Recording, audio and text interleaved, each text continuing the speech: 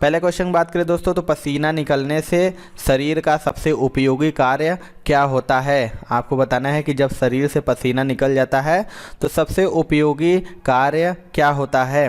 तो right answer हो जाएगा दोस्तों ऑप्शन नंबर बी यानी शरीर का ताप नियंत्रित होना। यानी पसीना निकलने से शरीर का सबसे उपयोगी कार्य शरीर का ताप नियंत्रित होना है। अगला क्वेश्चन देख लेते हैं दोस्तों।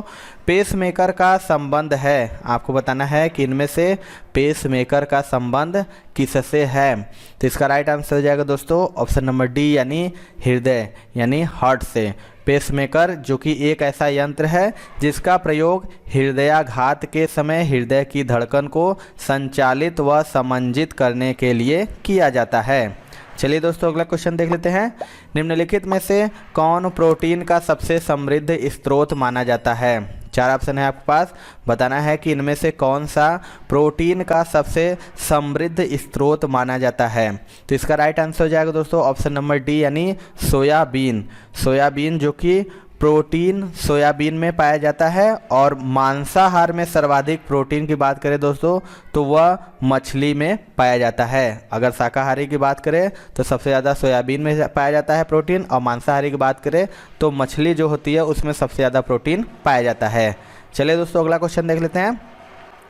वास्तविक चित्रण के आधार पर किसने मानव शरीर की सटीक व्याख्या की। इनमें से बताना है कौन से वैज्ञानिक है जिन्होंने वास्तविक चित्रण के आधार पर मानव शरीर की सटीक व्याख्या की थी। तो राइट आंसर हो जाएगा दोस्तों ऑप्शन नंबर बी यानी बेसेलियस, जो कि वास्तविक चित्रण के आधार पर मानव शरीर की सटीक व्याख्या एंड्रियास बेसेलियस ने की थी। इन्हें आधुनिक मानव शरीर रचना विज्ञान का भी जनक कहा जाता है और विलियम हार्वे जो हैं उन्हें परिसंचरण तंत्र का जनक कहा जाता है। दोस्तों अगला क्वेश्चन देख लेते हैं।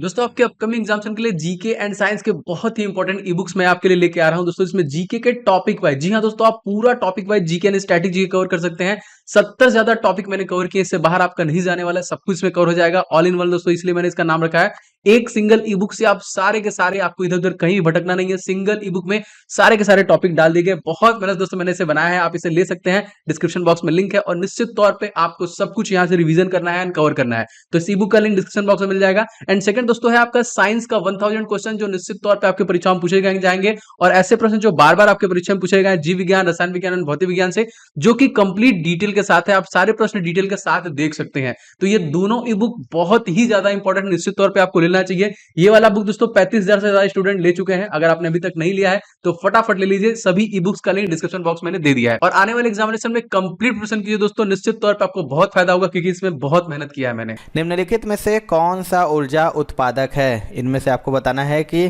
कौन सा ऊर्जा उत्पादक है। तो राइट आंसर हो जाएगा दोस्तों ऑप्शन नंबर बी यानी कार्बोहाइड्रेट। कार्बोहाइड्रेट व प्रोटीन दोनों ऊर्जा उत्पादक है। आपको बता दें कार्बोहाइड्रेट और प्रोटीन दोनों ऊर्जा उत्पादक है, किंतु शरीर को मुख्यतः ऊर्जा की आपूर्ति कार्बोहाइड्रेट द्वारा की जाती है और प्रोटीन तभी ऊर्जा को आपूर्ति करता है जब कार्बोहाइड्रेट व वसा द्वारा शरीर को पर्याप्त ऊर्जा प्राप्त नहीं होती है। आगे देख लेते हैं। विटामिन सहायता नहीं करता है। इनमें से आपको बताना है कि विटामिन किसकी सहायता नहीं करता है। तो राइट आंसर हो जाएगा दोस्तों ऑप्शन नंबर ए यानी ऊतकों में एंजाइम के निर्माण में विटामिन, जो कि रोगों की रक्षा करने में सहायता करते हैं और यह पाचन क्रिया में सहायता करते हैं और उपापचय में आवेजक के रूप में काम करते हैं, परंतु ऊतकों के एंजाइम के निर्माण में विटामिन कोई सहायता नहीं करता है। अगला क्वेश्चन देख लेते हैं।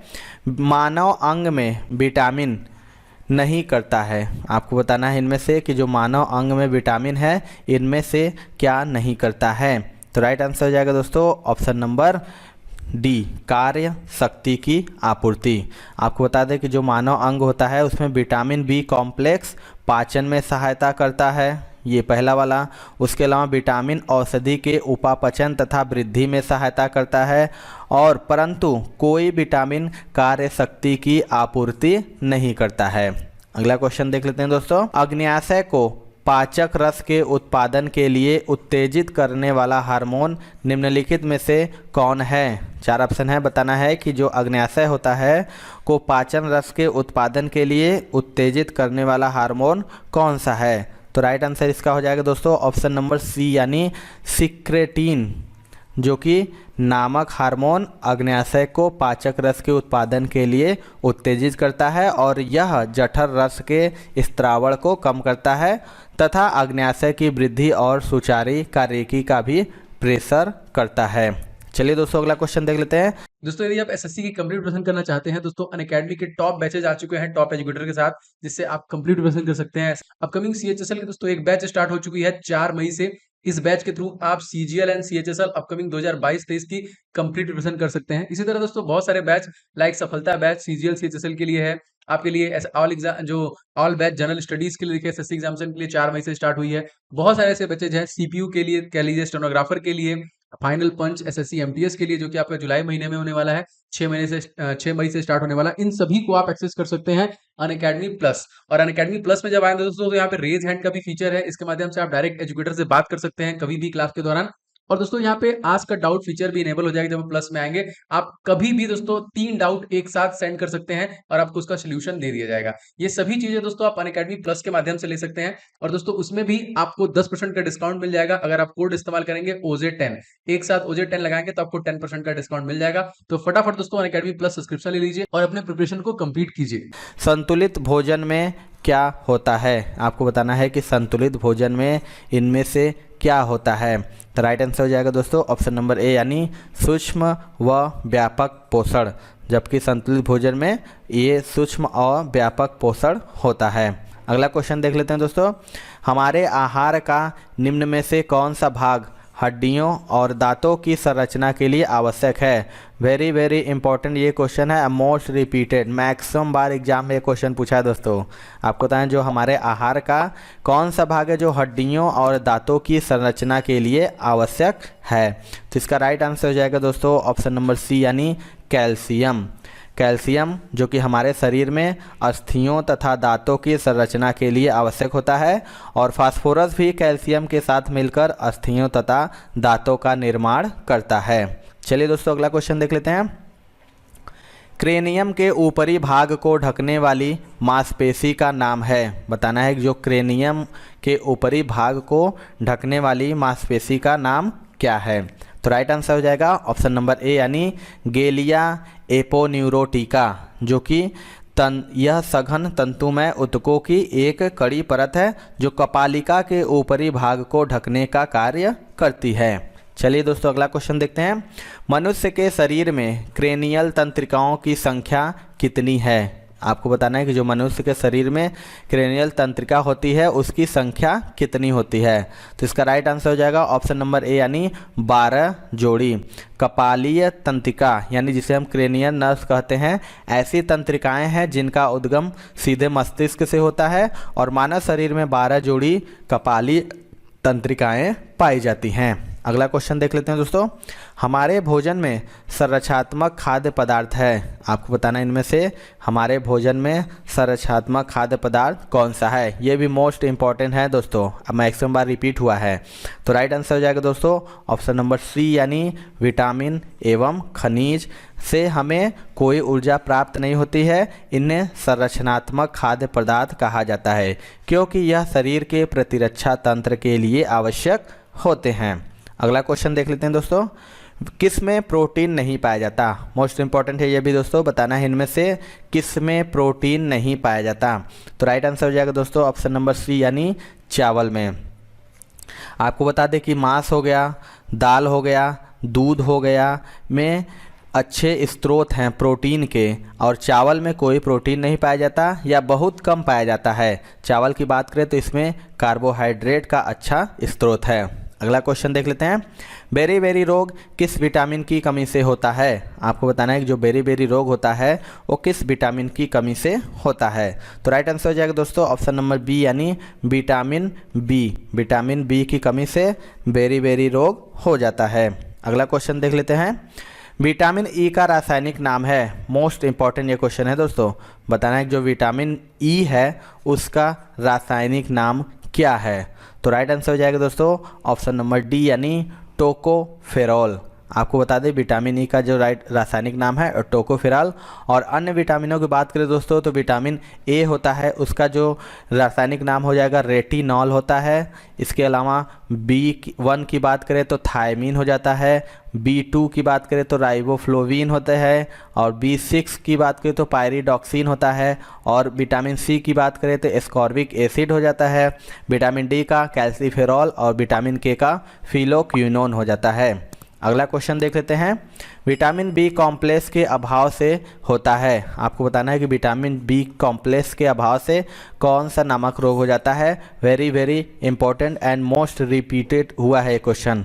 तो इसका राइट आंसर हो जाएगा दोस्तों ऑप्शन नंबर सी, यानी प्लाग्रा जो है विटामिन बी कॉम्प्लेक्स की कमी से हो जाता है। बात करें अगर विटामिन B1 की कमी से तो इससे बेरी तथा B3 की कमी से पेलाग्रा अथवा डी सिंड्रोम नामक रोग हो जाता है, जिसमें डायरिया, डिप्रेशन और ड्राई स्किन रोग होता है। अगला क्वेश्चन देख लेते हैं, मनुष्य 1 मिनट में कितनी बार सांस लेते हैं। मोस्ट इंपॉर्टेंट ये भी क्वेश्चन है। आपको बताना है कि मनुष्य 1 मिनट में कितनी बार सांस लेते हैं। तो इसका राइट आंसर हो जाएगा ऑप्शन नंबर ए, यानी 16 से 18 बार। आपको बता दें कि मनुष्य प्रति मिनट में 16 से 18 बार सांस लेते हैं और हृदय प्रति मिनट में 72 बार धड़कता है। अगला क्वेश्चन देख लेते हैं, निम्नलिखित में कौन सा विटामिन जल में विलय होता है। ये भी मोस्ट इंपॉर्टेंट है, बहुत बार रिपीट हुआ है क्वेश्चन।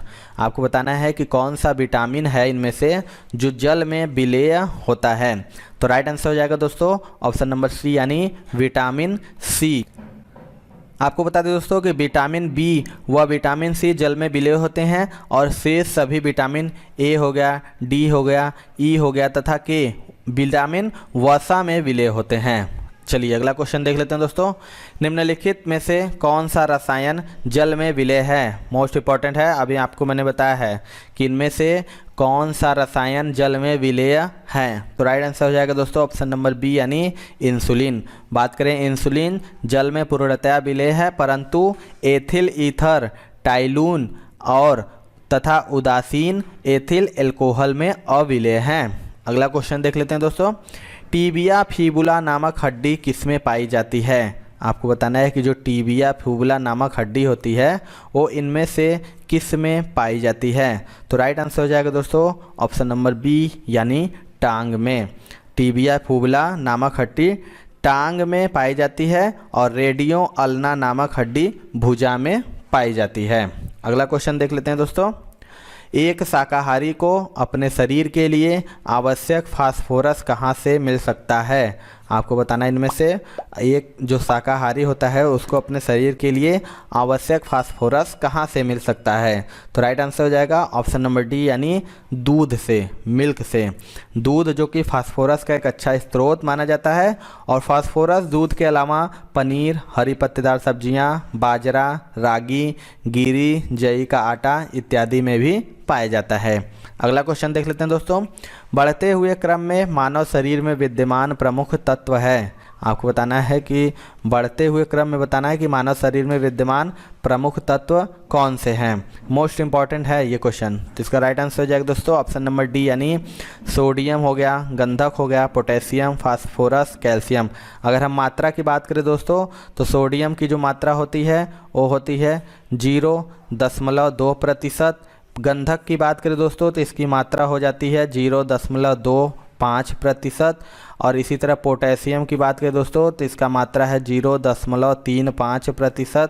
फास्फोरस की बात करें तो यह 0.8 से 1.2% और कैल्शियम की बात करें तो 1.5 से 2.2% पाया जाता है। अगला क्वेश्चन देख लेते हैं, मनुष्य निम्नलिखित में से किस अंग के बिना भी कार्य कर सकता है। 4 ऑप्शन है, बताना है कि मनुष्य किस अंग के बिना भी कार्य कर सकता है। तो राइट आंसर हो जाएगा ऑप्शन नंबर बी, यानी टॉन्सिल्स। मनुष्य टॉन्सिल्स के बिना भी कार्य कर सकता है। और इसके अलावा हो गया दांत हो गया, लीवर हो गया, त्वचा हो गया, मानव शरीर के लिए नितांत आवश्यक है। अगला क्वेश्चन देख लेते हैं, मानव शरीर के किस अंग में हड्डियों की संख्या सर्वाधिक है? 4 ऑप्शन है, बताना है कि मानव शरीर के किस अंग में हड्डियों की संख्या सर्वाधिक है। तो राइट आंसर हो जाएगा ऑप्शन नंबर ए यानी अंगुलियों में। बात करें कितना, तो अंगुलियों में दोस्तों 56 हड्डियां पाई जाती हैं। इसके अलावा दोस्तों बात करें मस्तिष्क की, तो इसमें 8 पाई जाती हैं, छाती में 24 पाई जाती हैं और कशेरुकाएं में पाई जाती है 33।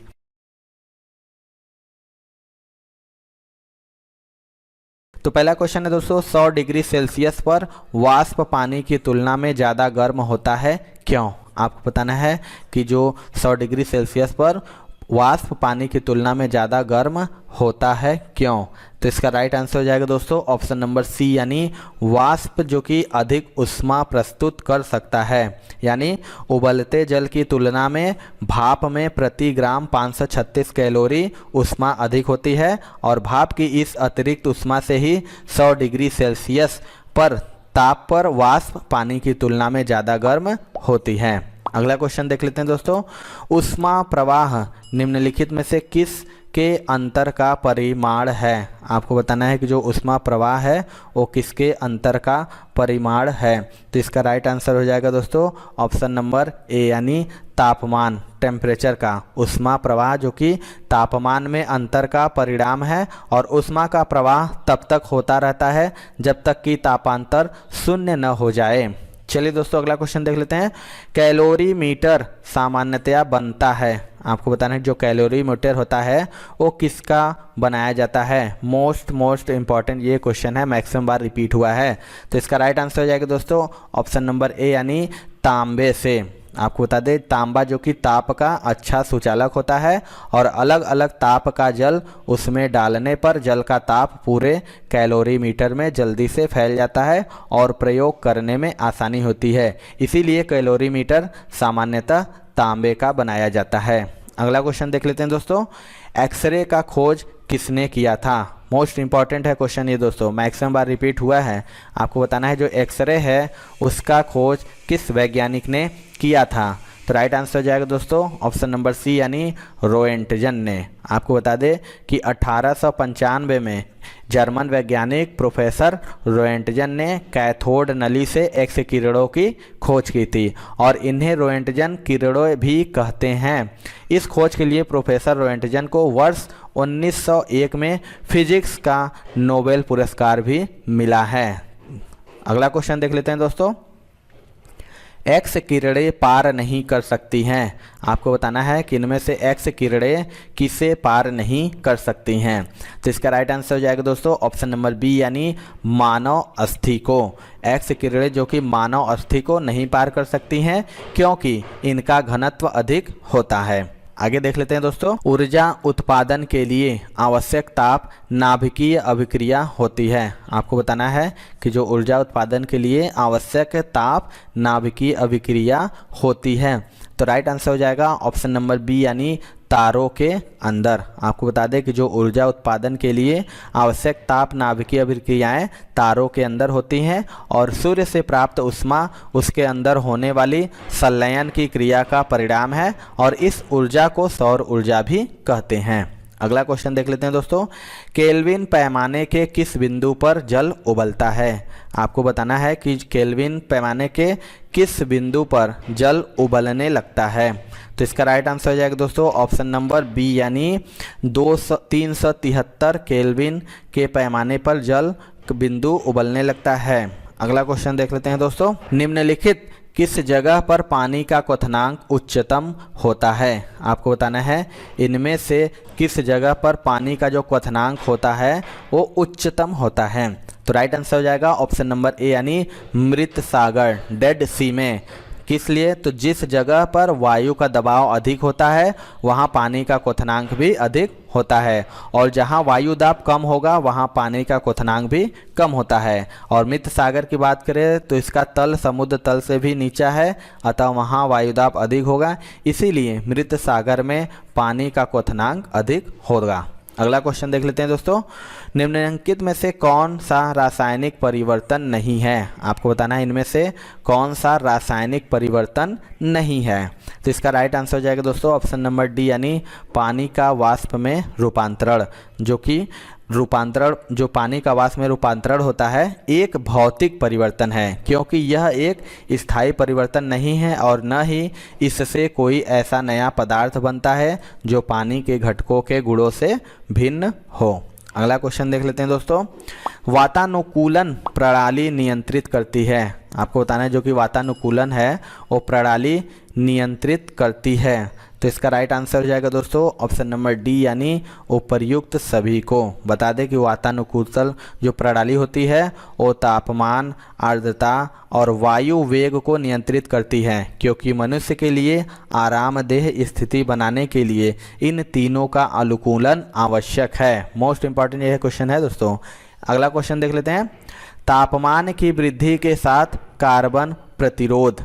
आपको बताना है कि जब तापमान की वृद्धि होती है उसके साथ कार्बन का जो प्रतिरोध होता है वो क्या होता है। तो इसका राइट आंसर हो जाएगा दोस्तों ऑप्शन नंबर डी, यानी घटता है। आपको बता दें कि धातुओं का जो प्रतिरोध होता है वो ताप बढ़ाने पर बढ़ता है। इनका प्रतिरोध परम ताप के अनुक्रमानुपाती होता है और मिश्र धातुओं का भी प्रतिरोध ताप बढ़ाने पर बढ़ता है। लेकिन कुछ पदार्थ ऐसे होते हैं जिनकी चालकता अचालकों से अधिक किंतु चालकों से कम होती है। ऐसे पदार्थ को अर्धचालक कहते हैं और इनका प्रतिरोध ताप बढ़ाने पर घटता है।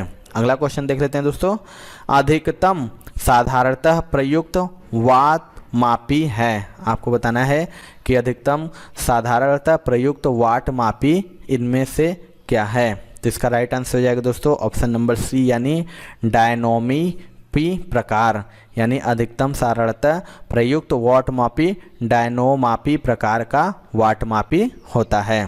अगला क्वेश्चन देख लेते हैं दोस्तों, परम शून्य ताप है। आपको बताना है कि परम शून्य ताप क्या है। तो इसका राइट आंसर हो जाएगा दोस्तों ऑप्शन नंबर बी, यानी आणविक गति अवरुद्ध हो जाती है। यानी ताप बढ़ने पर गतिज ऊर्जा बढ़ती है और ताप घटने पर गतिज ऊर्जा भी घटती है और परम शून्य ताप पर गतिज ऊर्जा शून्य हो जाती है। इसका आशय है कि समस्त आणविक गतियां परम शून्य ताप पर अवरुद्ध हो जाती हैं। अगला क्वेश्चन देख लेते हैं दोस्तों, सेल्सियस में माप का कौन सा तापक्रम 300 केल्विन के बराबर है। आपको बताना है कि 300 केल्विन के बराबर सेल्सियस में कौन सा माप है। तो राइट आंसर हो जाएगा ऑप्शन नंबर बी, यानी 27 डिग्री सेल्सियस। आपको परम ताप को केल्विन कहते हैं और यह वह ताप होता है जिसमें एंट्रोपी अपने उच्च सीमा पर होती है। अगला क्वेश्चन देख लेते हैं दोस्तों, परमाणु बम की खोज किसने की थी। मोस्ट इंपॉर्टेंट है दोस्तों। आपको बताना है कि जो परमाणु बम थी उसकी खोज किस वैज्ञानिक ने की थी। तो राइट आंसर हो जाएगा दोस्तों ऑप्शन नंबर ए, यानी ऑटो हान ने। परमाणु बम जिसे नाभिकीय बम भी कहा जाता है, इसकी खोज 1941 में ऑटो हान ने की थी। इसकी कार्यविधि नाभिकीय विखंडन की अनियंत्रित अभिक्रिया पर आधारित है। इस बम को बनाने में यूरेनियम तथा प्लूटोनियम प्रयुक्त किया जाता है। अगला क्वेश्चन देख लेते हैं, पानी का वाष्पोत्सर्जन है। आपको बताना है कि जो पानी है उसका वाष्पोत्सर्जन इनमें से कौन सा है। Most important, most repeated sorry. इसका राइट आंसर हो जाएगा दोस्तों ऑप्शन नंबर बी, यानी ऊष्माशोषी परिवर्तन। पानी जो कि द्रव अवस्था से गैस अवस्था में परिवर्तित होने पर अवस्था परिवर्तन के लिए आवश्यक ऊष्मा की मात्रा को वातावरण से अवशोषित करता है, अर्थात वाष्पोत्सर्जन एक ऊष्माशोषी परिवर्तन होता है। अगला क्वेश्चन देख लेते हैं दोस्तों, थर्मोकपूल थर्मामीटर किस सिद्धांत पर काम करता है। 4 ऑप्शन है, बताना है कि थर्मोकपूल थर्मामीटर किस सिद्धांत पर कार्य करता है। तो इसका राइट आंसर हो जाएगा दोस्तों ऑप्शन नंबर सी, यानी सीबेक प्रभाव पर। बता दें आपको कि जब दो भिन्न भिन्न धातुओं के तारों को जोड़कर एक बंद परिपथ बनाया जाता है तथा इस परिपथ की संधियों को अलग अलग तापों पर रखते हैं तो परिपथ में धारा बहने लगती है। इस प्रभाव को सीबेक प्रभाव कहते हैं। अगला क्वेश्चन देख लेते हैं दोस्तों, एक थर्मामीटर बनाने में ऐसे तत्व का उपयोग आवश्यक है जो। बताना है कि एक थर्मामीटर में कौन सा ऐसा तत्व है का उपयोग आवश्यक है। तो इसका राइट आंसर हो जाएगा ऑप्शन नंबर डी, यानी जब गर्म या ठंडा किया जाए तो उसमें सामान्य परिवर्तन हो। यानी थर्मामीटर बनाने में एक ऐसे तत्व का प्रयोग किया जाता है क्योंकि पारा के आयतन में वृद्धि ताप के समानुपाती होती है और पारे को गर्म करने पर उसके आयतन में समान वृद्धि होती है और ठंडा करने पर समान रूप से संकुलन भी होता है। अगला क्वेश्चन देख लेते हैं। भिन्न भिन्न नियत तापों पर गैसों के आयतन दाब आचरण को दर्शाने के लिए आरेखित वक्र रेखा क्या कहलाती है? आपको बताना है इनमें से इसका राइट आंसर क्या होगा। तो इसका राइट आंसर हो जाएगा दोस्तों ऑप्शन नंबर बी, यानी आइसोथर्मल्स। आइसोथर्मल्स प्रक्रिया क्या है? तो किसी भी सिस्टम में होने वाले परिवर्तन को दर्शाती है जहां ताप सदैव नियत रहता है। यह उस अवस्था में होता है जब सिस्टम किसी बाह्य ऊष्मीय सिस्टम के संपर्क में रहता है। चलिए दोस्तों अगला क्वेश्चन देख लेते हैं।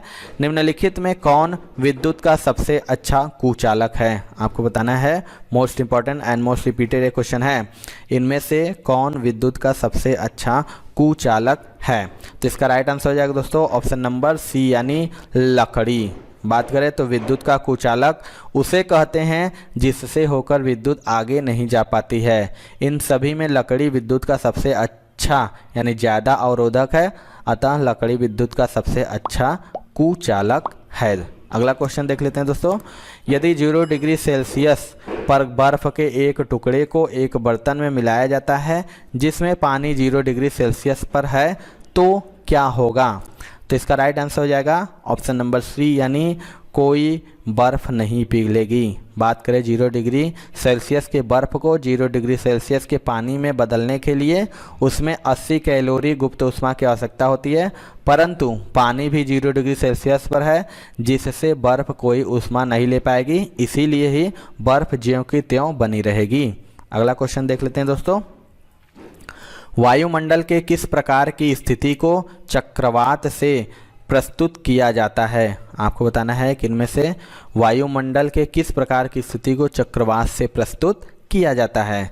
तो इसका राइट आंसर हो जाएगा दोस्तों ऑप्शन नंबर ए, यानी चारों ओर उच्च दाब से घिरा, केंद्र में निम्न दाब। यानी चक्रवात जो कि सदैव पृथ्वी की गति की दिशा में रहते हैं और चक्रवात के केंद्र में वायु दाब निम्न होता है। चक्रवात के मुख्य केंद्र निम्न वायु दाब वाले क्षेत्र के होते हैं।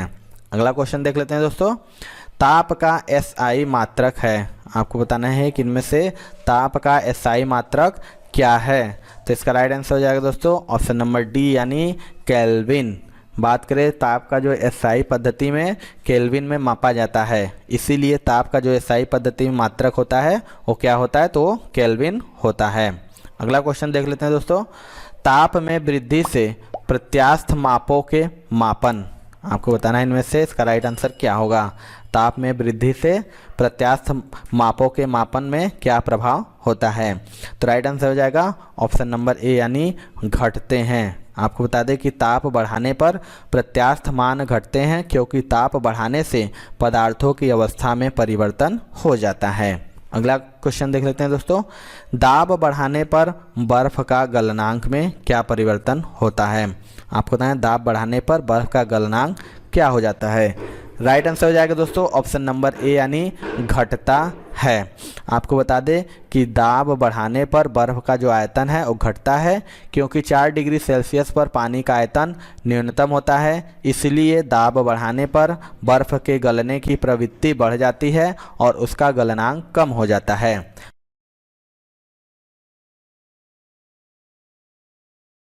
पहला क्वेश्चन बात करें दोस्तों तो किसी तत्व में 3 कक्ष होते हैं जो पूरी तरह से इलेक्ट्रॉन से भरे होते हैं। आपको इनमें से बताना है कौन से हैं जिसके 3 कक्ष होते हैं और जो पूरी तरह से इलेक्ट्रॉन से भरे होते हैं, किस तत्व के? तो इसका राइट आंसर हो जाएगा दोस्तों ऑप्शन नंबर ए, यानी ऑर्गन। बात करें तो ऑर्गन एक अक्रिय गैस है जिसका परमाणु क्रमांक 18 होता है। इसके तत्व के तीनों कक्ष पूर्ण होते हैं। अगला क्वेश्चन देख लेते हैं दोस्तों। कठोर जल को सामान्य बनाने के लिए किस सोडियम यौगिक का उपयोग किया जाता है? आपको बताना है कि जो कठोर जल होता है उसको सामान्य बनाने के लिए किस सोडियम यौगिक का उपयोग किया जाता है? इसका राइट आंसर हो जाएगा दोस्तों ऑप्शन नंबर सी यानी सोडियम कार्बोनेट। आपको बता दें कि वह जल जिसमें साबुन पर्याप्त झाग नहीं देता कठोर जल कहलाता है। और जल की कठोरता भी दो प्रकार की होती है। अस्थायी कठोरता जल में कैल्शियम एवं मैग्नीशियम के बाइकार्बोनेट के घुले रहने के कारण होती है, जिसका शोधन जल को उबाल कर किया जाता है। और जब जल में कैल्शियम तथा मैग्नीशियम के लवण घुले होते हैं तो इसे जल की स्थायी कठोरता कहते हैं। अगला क्वेश्चन देख लेते हैं दोस्तों, हाइड्रोजन और हीलियम को किस आवर्त में रखा गया है? मोस्ट इंपॉर्टेंट क्वेश्चन है दोस्तों। आपको बताना है कि हाइड्रोजन और हीलियम को किस आवर्त में रखा गया है।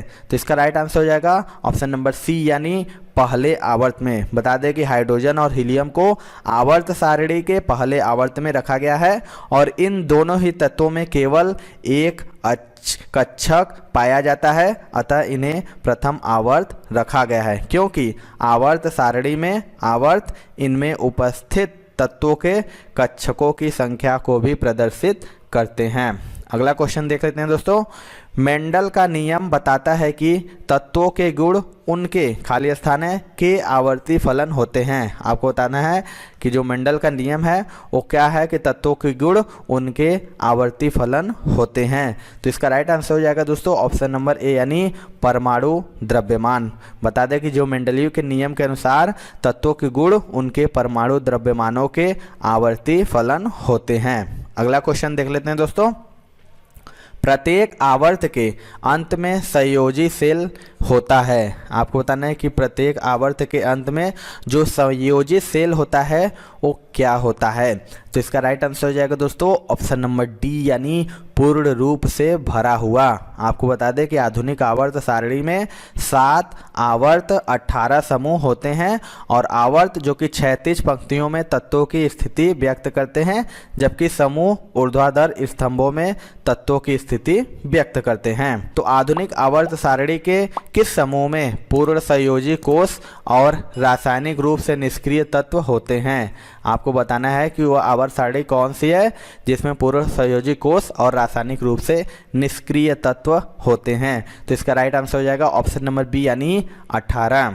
बता दें कि आधुनिक आवर्त सारणी के समूह 18 के तत्व जिन्हें उत्कृष्ट गैसें कहते हैं, यानी नोबल गैस में संयोजी कोष पूर्ण होता है। अगर बात करें समूह 18 में तो हीलियम, ऑर्गन, क्रिप्टॉन आदि गैसें पाई जाती है। अगला क्वेश्चन देख लेते हैं दोस्तों, बॉक्साइट किस धातु का अयस्क है? मोस्ट इंपॉर्टेंट क्वेश्चन है दोस्तों, मैक्सिमम बार ये एग्जाम में रिपीट हुआ है, वेरी वेरी इंपॉर्टेंट। आपको बताना है कि जो बॉक्साइट किस धातु का अयस्क है। राइट आंसर हो जाएगा दोस्तों ऑप्शन नंबर ए यानी एल्यूमिनियम। बात करें एल्यूमिनियम धातु का जो अयस्क बॉक्साइट है वो जस्ता का अयस्क जिंक ब्लेड, टीन का अयस्क कैसिटेराइड होता है। अगर हम बात करें बॉक्साइट के प्रमुख उत्पादक राज्य की दोस्तों तो ओडिशा, गुजरात और झारखंड है। चलिए दोस्तों अगला क्वेश्चन देख लेते हैं, बेयर की विधि में बॉक्साइट अयस्क का पाचन किस में होता है? आपको बताना है कि जो बेयर की विधि के अनुसार बॉक्साइट अयस्क का पाचन किस में होता है। इसका राइट आंसर हो जाएगा ऑप्शन नंबर बी यानी NaOH। बता दें तो बेयर की विधि में बॉक्साइट अयस्क का जो शुद्धिकरण होता है यानी पाचन होता है वो सोडियम हाइड्रोक्साइड यानी NaOH के विलयन में 175 डिग्री सेंटीग्रेड के तापमान पर होता है। अगला क्वेश्चन देख लेते हैं दोस्तों, निम्नलिखित में आयरन पर जंग लगने से कौन से कारण हैं? आपको बताना है, ये भी मोस्ट इंपॉर्टेंट क्वेश्चन है, मैक्सिमम बार रिपीट हुआ है दोस्तों ये क्वेश्चन। आपको बताना है कि आयरन पर जंग लगने के कौन से कारण हैं। राइट आंसर हो जाएगा दोस्तों ऑप्शन नंबर डी यानी ए और बी यानी ऑक्सीडेशन और ऑक्सीजन के साथ रासायनिक क्रिया। यानी आयरन पर जंग लगने का जो कारण है वो ऑक्सीजन व रासायनिक क्रिया है और जंग लगने पर लोहे का भार अधिक हो जाता है और लोहे पर जंग लगना रासायनिक क्रिया कहलाती है। अगला क्वेश्चन देख लेते हैं दोस्तों, जब एक लोहे की कील में जंग लग जाती है तो लौह अयस्क का निर्माण होता है। आपको इनमें से बताना है इसका राइट आंसर क्या होगा। यानी जब लोहे की कील में जंग लग जाती है तो लौह ऑक्साइड का निर्माण होता है। तो इसका राइट आंसर हो जाएगा ऑप्शन नंबर डी, यानी भार में बढ़ोतरी के साथ। यानी जब लोहे को वायु एवं जल के संपर्क में रखा जाता है तो लोहे में जंग लग जाती है और लोहे की जंग वस्तुतः हाइड्रेटेड फेरिक ऑक्साइड होती है एवं इसका भार लोहे के मूल भार से अधिक होता है। अगला क्वेश्चन देख लेते हैं दोस्तों। जंग का उदाहरण है, जंग यानी लोहे में जो लग जाता है, पूछ रहा है कि जंग का उदाहरण क्या है। इसका राइट आंसर हो जाएगा ऑप्शन नंबर ए, यानी यौगिक का। यानी जंग जो है यौगिक का उदाहरण है। यह लोहे पर ऑक्सीकरण की रासायनिक प्रक्रिया के कारण होता है। चलिए दोस्तों अगला क्वेश्चन देख लेते हैं। निम्न में से कौन सा अलौह धातु है? मोस्ट इंपॉर्टेंट है, आपको बताना है कि इनमें से कौन सा अलौह धातु है। तो इसका राइट आंसर हो जाएगा दोस्तों ऑप्शन नंबर सी, यानी एल्यूमिनियम। बता दें कि आयरन हो गया, निकेल हो गया, कोबाल्ट हो गया, एक ही वर्ग की धातुएं हैं और फास्फोरस वस्तुतः एक अधातु है। अतः एल्युमिनियम जो कि एक अलौह धातु है। अगला क्वेश्चन देख लेते हैं दोस्तों। धातुएं निम्नलिखित प्रक्रिया द्वारा गर्म होते हैं। आपको बताना है कि जो धातुएं होती हैं वो किस प्रक्रिया द्वारा गर्म होती हैं। तो इसका राइट आंसर हो जाएगा दोस्तों ऑप्शन नंबर ए, यानी चालन। यानी धातुएं चालन यानी कंडक्शन प्रक्रिया द्वारा गर्म होती है, क्योंकि उष्मा का यह संचरण पदार्थ के अणुओं के द्वारा होता है और संवहन में उष्मा का संचरण पदार्थ के कणों के स्थानांतरण के द्वारा होता है। अगला क्वेश्चन देख लेते हैं दोस्तों। वात्या भट्टी में किससे आयरन ऑक्साइड उपचयित होता है? आपको बताना है कि जो वात्या भट्टी होती है उसमें आयरन ऑक्साइड उपचयित किससे होता है। तो इसका राइट आंसर हो जाएगा दोस्तों ऑप्शन नंबर डी, यानी कार्बन मोनोऑक्साइड। यानी इस भट्टी में अपचयन ईंधन के कार्बन एवं उसके जलने से उत्पन्न कार्बन मोनोऑक्साइड द्वारा होता है। अगला क्वेश्चन देख लेते हैं दोस्तों। वात्या भट्टी में उत्पादित लोहा क्या है? आपको बताना है कि वात्या भट्टी में जो उत्पादित लोहा होता है वो कौन सा लोहा होता है। तो इसका राइट आंसर हो जाएगा दोस्तों ऑप्शन नंबर ए, यानी कच्चा लोहा। आपको बता दें कि वात्या भट्टी से जो उत्पादित लोहा होता है वो कच्चा लोहा यानी पिग आयरन होता है और इसके बाद सभी प्रकार के लोहे बनाए जाते हैं। अगला क्वेश्चन देख लेते हैं दोस्तों। कोरंडम का प्रयोग निम्नलिखित रूप में किया जाता है। आपको बताना है जो कोरंडम होता है उसका प्रयोग किस रूप में किया जाता है।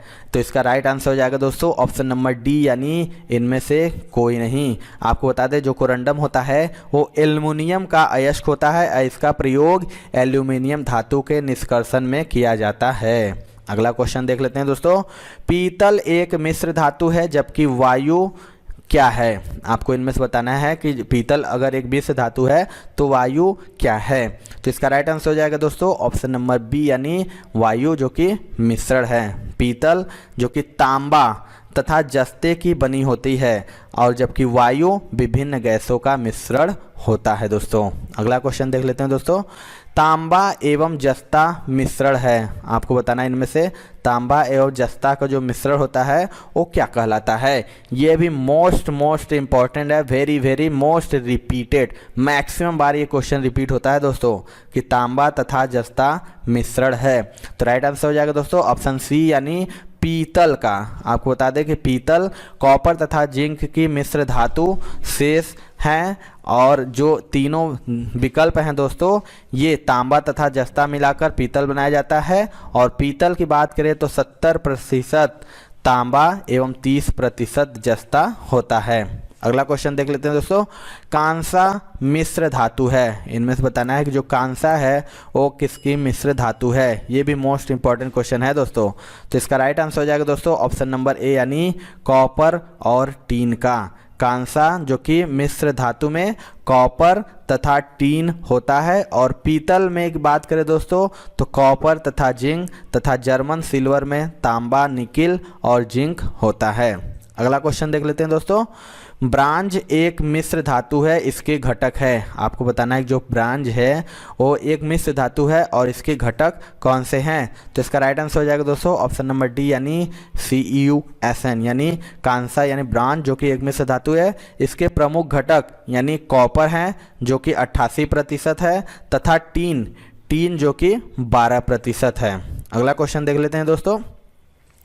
गन पाउडर निम्न में से किसका मिश्रण होता है। आपको बताना है कि जो गन पाउडर होता है वो इनमें से किसका मिश्रण होता है। तो इसका राइट आंसर हो जाएगा ऑप्शन नंबर बी यानी सल्फर, चारकोल और सोरा। बात करें गन पाउडर यानी बारूद की, जो एक मिश्रण है जिसे सल्फर, चारकोल एवं सोरा को विभिन्न अनुपातों में मिलाकर बनाते हैं। अगला क्वेश्चन देख लेते हैं। टांका किससे बनी मिश्र धातु है। Most important and most repeated ये भी क्वेश्चन है दोस्तों। आपको बताना है जो टांका होता है वो किससे बनी मिश्र धातु है। तो इसका राइट आंसर हो जाएगा ऑप्शन नंबर डी यानी सीसा और टीन की। टांका यानी शोल्डर, सीसा जो कि 68% होता है और टीन 32% से बनी मिश्र धातु होती है। अगला क्वेश्चन देख लेते हैं। शोल्डर किस धातु का मिश्रण है। अभी मैंने बताया आपको बताना है कि शोल्डर है वो किस धातु का मिश्रण है। तो इसका राइट आंसर हो जाएगा ऑप्शन नंबर ए यानी टीन और लेड का। शोल्डर जो कि टीन और लेड का मिश्र धातु होता है और यह इलेक्ट्रॉनिक यंत्रों के तारों को जोड़ने के काम में लाया जाता है, इसलिए इसको टांका भी कहते हैं। चलिए दोस्तों अगला क्वेश्चन देख लेते हैं। पीतल, कांसा, जर्मन सिल्वर में कौन सब में पाया जाता है। आपको इनमें से बताना है कि जो ये तीनों हैं पीतल, कांसा और जर्मन सिल्वर में कौन सब में पाया जाता है इनमें से। तो इसका राइट आंसर हो जाएगा दोस्तों ऑप्शन नंबर ए यानी तांबा यानी कॉपर। पीतल, कांसा तथा जर्मन सिल्वर में तांबा पाया जाता है। अगला क्वेश्चन देख लेते हैं दोस्तों। सीसा किसका मिश्रण है। मोस्ट इंपॉर्टेंट ये भी क्वेश्चन है दोस्तों। आपको बताना है कि जो सीसा है वो इनमें से किसका मिश्रण है। आपको मैंने बताया इससे पहले। तो इसका राइट आंसर हो जाएगा ऑप्शन नंबर डी यानी रेत और लवण का। सीसा यानी कांच धातुओं के सिलिकेटों, विरंजक पदार्थ, क्षारीय धातु के ऑक्साइड आदि के समांगी मिश्रण से बनाया जाता है। तो ये थी दोस्तों आज की वीडियो। आपको वीडियो कैसा लगा कमेंट सेक्शन में जरूर बताइएगा। वीडियो पसंद आया होगा दोस्तों तो एक लाइक जरूर करिएगा और चैनल पे हमारे नए हैं तो चैनल को जरूर सब्सक्राइब कर लीजिएगा। तो मिलते हैं दोस्तों अपने अगले वीडियो में, तब तक के लिए जय हिंद जय भारत।